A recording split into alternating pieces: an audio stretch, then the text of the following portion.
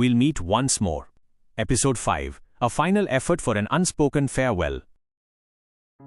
UG, Mister Yoshino के चेहरे पर यह सीरियस एक्सप्रेशन उन पर बिल्कुल सूट नहीं कर रहा। मुझे तुरंत समझ आ गया कि यह डिस्कशन काफी अनकंफर्टेबल होने वाली है। सॉरी सर, दूसरे टीचर ने मुझे बुलाया है। मिस्टर योशिनो, अरे रुको। यूजी, इससे पहले कि वो मुझे पकड़ पाते, मैं वहां से रफू चक्कर हो गया। थोड़ी देर दौड़ने के बाद मुझे रियलाइज हुआ कि वो मेरा पीछा नहीं कर रहे हैं। मैंने रुककर चैन की सांस ली। अब क्या करूं? मैं क्लास में नहीं जा सकता। लोग जिस तरह से मुझे देख रहे हैं, मैं उससे थक चुका हूं। समझ नहीं आता कि मैं स्कूल आया ही क्यों। कहने को तो कह सकता हूं कि आदत से मजबूर होकर आ गया, पर यह सच नहीं है। इससे पहले कि मैं कुछ नोटिस करता, मेरे कदम मुझे एक जाने पहचाने रास्ते पर ले आए। जब मैं लाइब्रेरी पहुंचा तो वहां की रोशनी कुछ धुंधली सी लगी। किताबों की वो सुकून देने वाली खुशबू अब दमघोंटू लग रही थी। जैसे ही मैं अपनी रेगुलर जगह की तरफ बढ़ने लगा, मैं ठिठक गया। मेरा दिल बहुत भारी है। हारुमी वहां नहीं होगी। वो केमिस्ट्री क्लास में नहीं थी, वो होमरूम में नहीं थी, वो छत पर भी नहीं थी, तो जाहिर है वो यहां भी नहीं मिलेगी। अब बहस करने के लिए कोई नहीं है, मेरे खाने की बुराई करने वाला कोई नहीं, मेरे कंधे को आर्मरेस्ट की तरह इस्तेमाल करने वाला भी कोई नहीं। जब आंसुओं की वजह से विजन फिर से धुंधला होने लगा तो मैंने अपना सिर झटक दिया। अगर उसने मुझे इस हालत में देख लिया तो वो मुझ पर हंसेगी। मैं उस जगह को पीछे छोड़कर मुड़ गया। लाइब्रेरी की शेल्फ्स के बीच छिपने के बाद आखिरकार मैं अपनी अगली क्लास की तरफ बढ़ा। आखिर मैं कब तक लाइब्रेरियन से बचता रहूंगा? हर टीचर की बातें मुझे बहुत दूर की आवाजें लग रही थीं, फिजूल सी। मुझे पता है कि सवाल पूछे जा रहे हैं, कभी कभी मेरी तरफ भी आते हैं। शुक्र है कि ज्यादातर टीचर्स बात जल्दी समझ जाते हैं। मैं भले ही वहां प्रेजेंट हूं, पर सबके लिए यही बेहतर है कि मुझे इनविजिबल ही माना जाए। जैसे ही लंच बेल बजी, वेंडिंग मशीन के पास एक हाथ ने मुझे पकड़ लिया। मैं पलटा और मुझे पहचानने में 1 सेकंड लगा कि मैं किससे बात कर रहा हूं। Class rape? अगर ये होमवर्क वगैरह के बारे में है तो क्लास रेप ऐसा कुछ नहीं है। ये लो। यूजी, उसने फोल्डर्स का एक ढेर मेरी बाहों में थमा दिया। ये क्या? क्लास रैप, तुम्हें ये केमिस्ट्री क्लासरूम में डिलीवर करने हैं। यूजी, तुम खुद नहीं कर सकती? उसने आह भरी। क्लास रैप, क्या तुम्हारा ध्यान कहीं और था? मैं कुछ और हैंडल कर रही हूं। यूजी, पर मैं ही क्यों? क्लास रैप, क्योंकि तुम्हारे पास करने को और कुछ है भी नहीं, राइट? यूजी, देखो मेरा मूड वाकई में। क्लास रैप, उदास बैठने से हारुमी स्कूल वापस नहीं आ जाएगी। यूजी, मेरी पलकें झपक गईं। ऐसा लगा जैसे किसी ने तमाचा मारा हो। क्लास रैप, वो तुम्हें पुरानी आदतों में वापस गिरते देख खुश नहीं होगी। उसने कंधे उचकाए। पर ये तो बस मेरा ओपिनियन है। यूजी, सॉरी, मैं बस। क्लास रैप, मैं समझती हूं, मुश्किल वक्त में खुद को इमोशनलेस बना लेना आसान होता है, पर मुझे नहीं लगता कि तुम असल में ऐसे हो। जिसने भी तुम्हें हारुमी के साथ देखा है वो इस बात से एग्री करेगा। यूजी, केमिस्ट्री क्लासरूम में उस शख्स को इंतजार करते देख मेरे मुंह से आह निकल गई। उसने मुझे फंसाया है। क्या आपको कुछ चाहिए था सर? वहां खड़े होकर जैसे वो मेरा ही वेट कर रहे हों, मिस्टर योशिनो ने एक स्माइल दी। मिस्टर योशिनो, मैंने कहा था ना, इतना स्टिफ होने की जरूरत नहीं है। यूजी, वो अपनी डेस्क के चारों ओर घूमकर अपनी चेयर पर बैठ गए। मेरा सच में यहां से जाने का मन है। अगर आपको सामान शिफ्ट करवाना है तो वेट करना होगा। मेरी अगली क्लास। मिस्टर योशिनो, यूजी, सच बोलते हैं ना? अगर तुम उस क्लास में चले भी गए तो तुम पढ़ोगे नहीं। यूजी, मैं इस बात को काट नहीं सकता था। उन्होंने खाली सीटों में से एक की तरफ इशारा किया। मिस्टर योशिनो, मैंने पहले भी कहा था, मैं बस बात करना चाहता हूं। यूजी, मजबूरी में मैं एक सीट की तरफ बढ़ा। क्या इसमें बहुत टाइम लगेगा? उन्होंने एक पल मुझे ऑब्जर्व किया और फिर लंबी सांस ली। मिस्टर योशिनो, एक तरफ तो तुम्हें चीजों में इन्वेस्टेड होते देखना अच्छा लगा, लेकिन दूसरी तरफ मुझे लगा था कि ऐसी चीजें तुम्हें दूसरों से ज्यादा हर्ट करेंगी। शायद ये पहली बार है जब तुम ऐसा कुछ एक्सपीरियंस कर रहे हो। यूजी, जब उन्होंने अपनी डेस्क से कुछ डॉक्यूमेंट्स निकाले तो मैंने अपनी आंखें सिकोड़ी। आप ये क्या? मिस्टर योशिनो, मुझे हारुमी की सिचुएशन के बारे में पता है यूजी। यूजी, बस उसका नाम सुनने भर से मेरे दिल में कुछ चुभने लगा। मिस्टर योशिनो, ये तो ऑब्वियस है ना? मैं उसका होमरूम टीचर हूं। उन्हें मुझे एक जनरल आइडिया देना ही पड़ता कि क्या हो रहा है। यूजी, काफी देर तक मैं बस उन्हें डॉक्यूमेंट्स ऑर्गेनाइज करते हुए देखता रहा। मिस्टर योशिनो, ये एडमिट करना ठीक है कि तुम्हें तकलीफ हो रही है यूजी। यूजी, मैं ठीक हूं। मिस्टर योशिनो, मुझे पता है कि तुम उसकी खातिर ठीक रहना चाहते हो, पर ठीक न होना भी नॉर्मल है। यूजी, उसकी हालत मुझसे ज्यादा खराब है। मुझे वो दर्द याद आया जो उसके चेहरे पर था जब हमने गुड बाय कहा था। वो मेरी यादों में छप गया है, एक परफेक्ट रिमाइंडर कि मैं उसकी मदद करने के मामले में कितना पावरलेस हूं। कम से कम मैं उसे वो स्पेस तो दे ही सकता हूं जो उसने मांगा था। मैं सही काम कर रहा हूं, यही यकीन मुझे इस वक्त संभाले हुए है। मिस्टर योशिनो ने आह भरी। मिस्टर योशिनो, ये बड़ी प्रॉब्लम है जब बच्चे अपनी उम्र से ज्यादा मैच्योर बनने की कोशिश करते हैं।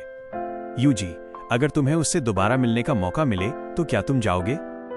यूजी, मैं एकदम से खड़ा हो गया और मेरे सामने वाली डेस्क शोर के साथ फर्श पर गिर गई। क्या आपको पता है वो कहां है?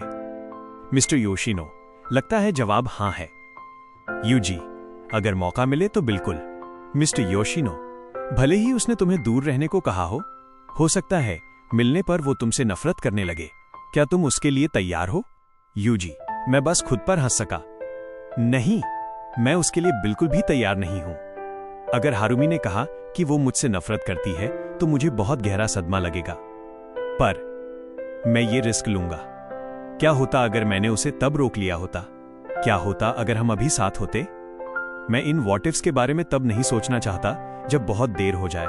अगर मैं सिर्फ अपनी तरफ से थोड़े दर्द का रिस्क ले रहा हूं तो मैं मैनेज कर लूंगा। मिस्टर योशिनो, खैर अगर मुझे पता भी होता कि वो कहां है, जो कि मुझे पता है, उन्होंने कंधे उचकाए, तो भी मैं ऐसी पर्सनल इंफॉर्मेशन किसी को दे नहीं सकता। यूजी, पर उन्होंने हाथ उठाकर मुझे रोक दिया।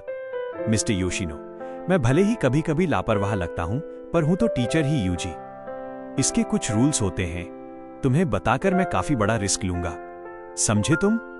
यूजी, अपनी हथेलियों में नाखून गड़ाते हुए मैंने लंबी सांस ली और वापस बैठ गया। समझ गया, उन्होंने सिर हिलाया। Mister Yoshino, good. यूजी, उन्होंने अपने डॉक्यूमेंट्स ऑर्गेनाइज किए और उन्हें एक बंडल में बांध दिया। इसी बीच उनकी गोद से एक छोटी नोटबुक गिर गई। जैसे ही उन्होंने अंगड़ाई ली, उनका पैर नोटबुक पर लगा और वो फिसलते हुए फर्श पर मेरे पैरों के पास आ गई। जब वो उठने लगे तो मैं उसे देखता रहा। मिस्टर योशिनो, आपकी ये गिर गई। मिस्टर योशिनो, हैं? ये मेरी नहीं है।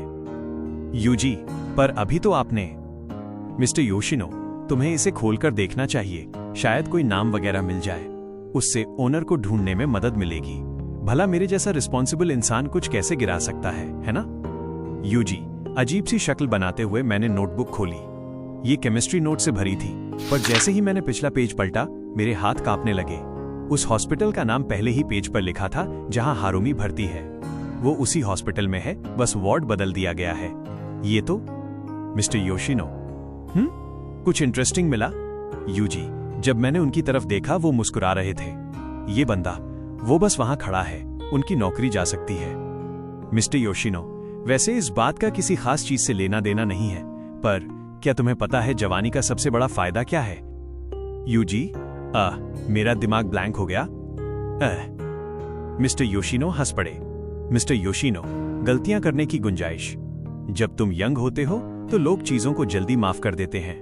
गलत बात कह देना, गलत फैसला लेना, जब तक तुम उसके नतीजों से कुछ सीख रहे हो तब तक कोई शिकायत नहीं करेगा। यूजी, शायद मैं अभी एक बहुत बड़ी गलती करने जा रहा हूं। मिस्टर योशिनो, हां, शायद। यूजी, वहां जाने के बाद भी शायद मैं कुछ ज्यादा ना कर पाऊं। मिस्टर योशिनो ने सिर हिलाया। मिस्टर योशिनो, हो सकता है वो तुमसे मिलना भी ना चाहे। यूजी, पर अगर मैं अभी नहीं गया जब वो सबसे बुरे दौर से गुजर रही है, तो फिर कब मैं उसके साथ रहूंगा? Mister Yoshino, fair enough. लगता है तुमने अपना मन बना लिया है। यूजी, मैंने सिर हिलाया और अपना बैग उठाया। जैसे ही मैं उनके पास से तेजी से निकला, मैंने उन्हें बुदबुदाते हुए सुना, मिस्टर योशिनो, चाहे नतीजा जो भी हो, याद रखना कि तुम अकेले नहीं हो।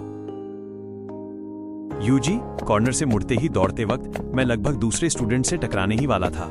सामने मुझे क्लास रेप दिखी। उसने अपना मुंह खोला। मुझे लगा वो रुकने की वार्निंग देगी या फिर क्लास स्किप करने पे डांटेगी। क्लास रेप, पिछले दरवाजे से निकल जाओ। Yuji, seriously?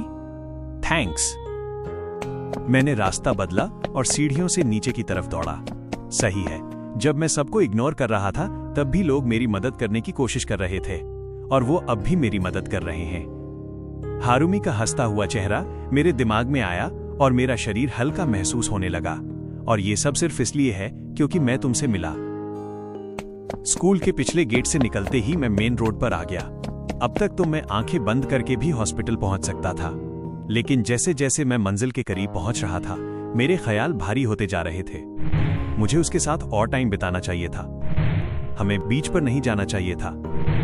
मुझे और जल्दी मुस्कुराना सीखना चाहिए था। मुझे उसके साथ और ज्यादा हंसना चाहिए था।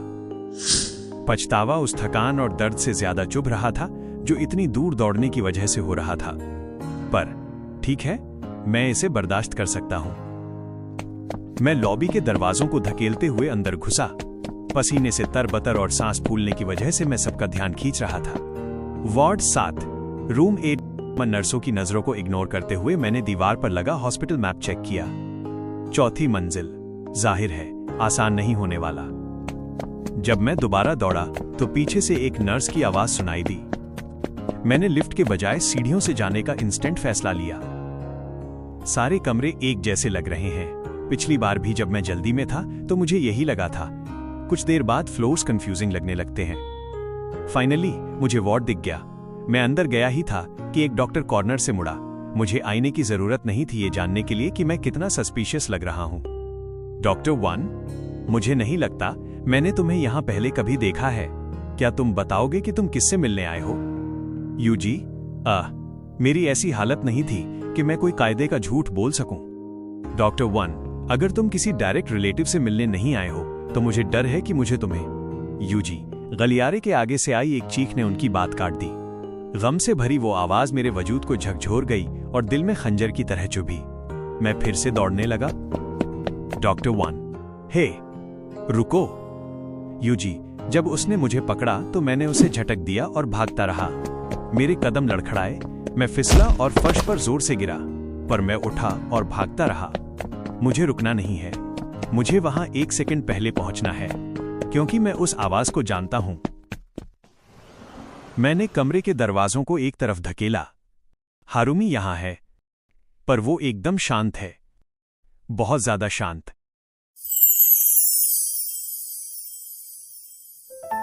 A promise broken, a goodbye left unsaid.